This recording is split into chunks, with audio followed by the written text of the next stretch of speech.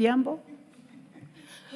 Thank you. I just wanted to comment, but before I comment, I want to tell Honorable CNN that we have actually had different engagements, even postponed because of Honorable Kaluma, because we've engaged at length on this issue.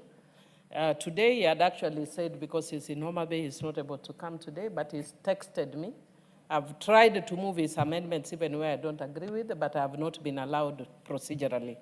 So you are just as well-intentioned as I am, because you realize the way we've been moving, even the committee, we've sat with them. There are some they agree with me. There are some they don't agree with me. But legislation has to go on whether we agree or not. In the same way with the Honorable Kaluma, you cannot get 100% agreement.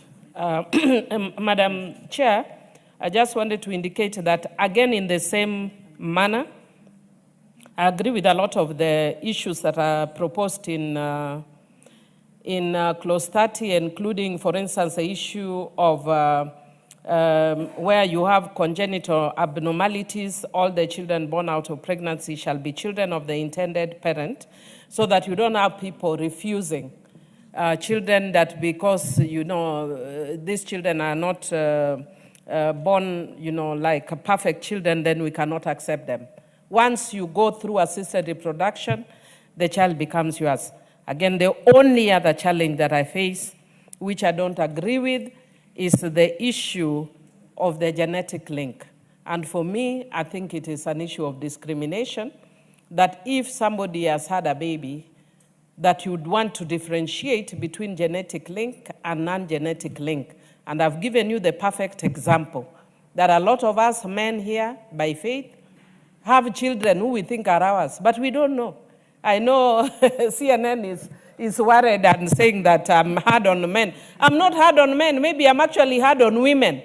I'm calling on our women that please make sure that our children have the genetic makeup of our husbands. But that is not the reality in the world we are living. We have children who have the genetic makeup of our husbands. We also have others who don't have the genetic makeup of our husbands. It's the reality. But we accept them by faith, and the law also accepts them by faith. So why are we making this distinction when it's assisted reproduction? And I know the committee, even though this is the first time, but should this come in the future again before your committee, please have a more progressive mind for the sake of the child, even if not for the sake of the woman or the intended parents, for the sake of the child, so that you are not advertising the child out there. Millie. You are not advertising the child out there. Millie Odhiambo. Did you say that we have children who have a genetic connection with our pastors? Yes. With our pastors? Yes. No, I did not say with our pastors, but it is a fact. It is also a reality. In fact, Chair, there is one of the things that I want to actually raise before this House, that as a person who is a Christian, I am very concerned at some of the practices I see in some of the churches, where pastors are praying and touching women's breasts and touching women's buttocks. We are still on earth, and you touch a woman's breast, what you are creating is excitement. You are not creating a spiritual surge. It is sexual surge. There is no spiritual surge in such instance. Stop touching women's breasts and buttocks during prayers. There's nothing spiritual about that. Keep distance. The spirit will work between you and the woman with the distance. There's no need to put a physical touch between you and a woman. So yes, there are children who have DNA with the pastors. Yes.